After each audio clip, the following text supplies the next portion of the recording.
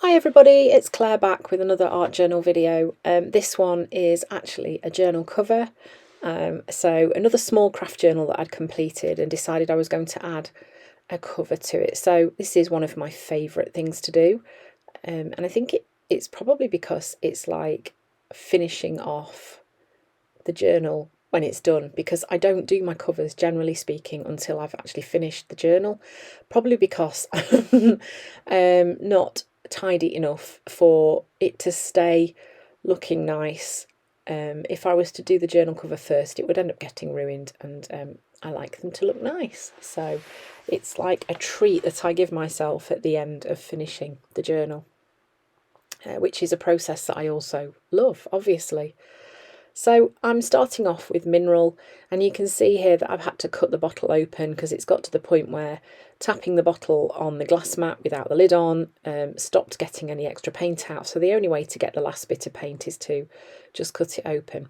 So the bit that was left over, I actually just painted onto some tags. I have like a little box of stash of tags at the side of my desk, and whenever I have leftover bits of paint, I often just paint them on the tags, and it means that you've got ready-made tags that you can then use as well.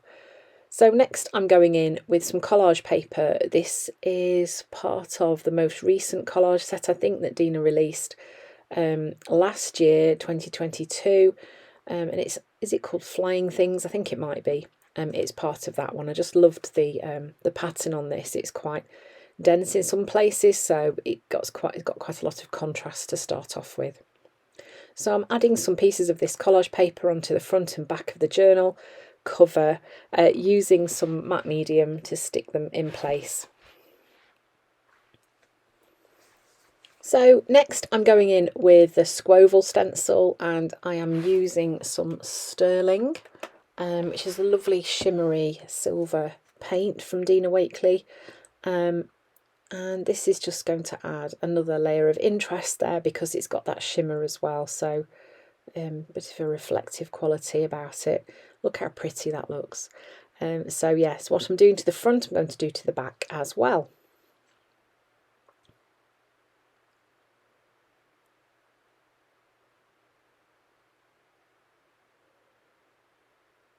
And you can see I'm kind of using a dabbing motion to get that paint through the stencil.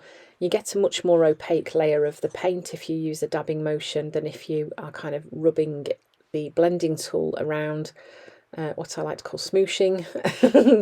This is a much better way to get a more opaque layer of paint onto your surface. And then I did also add a little bit of stenciling over the spine of the book as well. So then, like, don't panic, okay? The black gesso has come out. I know you're all like, oh my gosh, what's she doing? I'm using the pensive face stencil. This also causes mixed opinions, doesn't it? There are lots of you out there who really don't like this stencil, but I love how dramatic it is. So I'm going to be adding this onto the front cover. I think, as with any stencil that's got small areas on, just make sure you've not got too much paint on your blending tool or sponge, or whatever it is you're applying the paint through the stencil with, and you will get a lovely crisp stenciled image on your surface.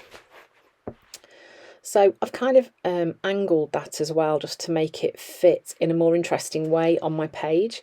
And you'll notice when I lift the stencil, there's going to be a bit of this stenciling on the left-hand side that's just kind of hanging in midair. And all I'm doing here is I'm going to be using my blending tool just to pull that image down to the bottom of my page. I'm just going to extend it down. Thinking, yep, does that look right? Yes, it kind of does. It looks okay. And then it got to the point where I was like, well, it's going to have to stay now anyway, because I wouldn't be able to lift it off because it had gone onto the actual journal cover, not just the paint. But that works okay.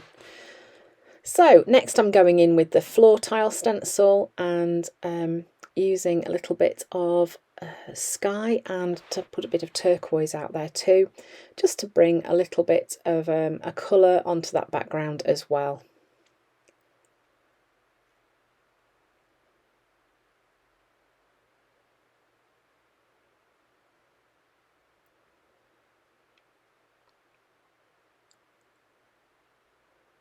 And you can see I've managed to pull that through onto the spine too. Because you've got to remember, if that's on a shelf, if the journal is on a shelf, generally what you'll see is the spine. So I like those to be just as pretty as the rest of it. So that was a stencil from a darkroom door called Friends. I think it's called Friends. They have got some lovely stencils available. I love these ones with the text on as well. I love how they look. Actually, I think this one is called Friendship. And I am using some marine through that stencil. Again, it's just adding the layers of contrast onto the page. Okay, so now I'm using some text stamps from Dina Wakley, and this one says, "Let art get you through," because that is what my art journal does for me. It's about that grounding and that working things through. Yeah, definitely perfect stamp for this page, this cover. And using some white ink to stamp those onto there too. Then I found a little circle stamp, just adding a little bit more stamping onto there as well. Starting to come together.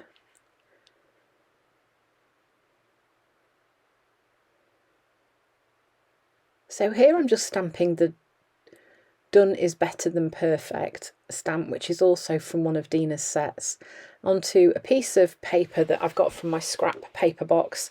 The colours kind of work with the colours that I've used on my journal cover as well, those kind of blue tones. I'm just cutting this out, and then I'm going to just layer it up by sticking it onto a couple of different backgrounds just to create a bit of a board around it, just so that then sticks out. So another piece of scrap paper, this lovely black one with white marks on it.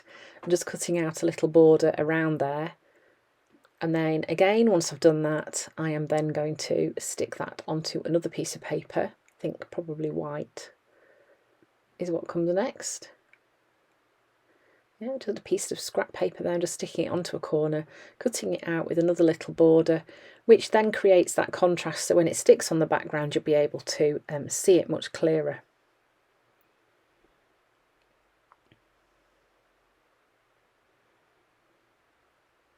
And it also works with everything else that's going on the page too. And then I've stuck it in place, and that's it. That's the finished journal cover. Oh, and of course some signature dots. Got to do those. And you notice how those are just helping to ground that quote. They're making it feel more part of the page too. That's my story, and I'm sticking to it. That's why I do these dots. Actually, it might just be because I like how they look. I don't know. But I do think they help to pull the page together as well. So yeah, my favourite thing to do these dots with, aside from my stamp that I designed for Funky Fossil, is a Posca pen. And I like to use different sizes of pen, just so you get different sizes of marks as well, which adds that interest that I'm always going on about. So thanks for watching, and I really hope that you've enjoyed watching me create this journal cover on the craft journal. Yeah, it is fun doing the journal covers. It's a lovely way to finish off your journal. I hope you found some inspiration. If you do create anything inspired by me, I would love to see what you do. Don't forget to tag me on Instagram or Facebook. Thanks for watching, and I hope to see you again soon.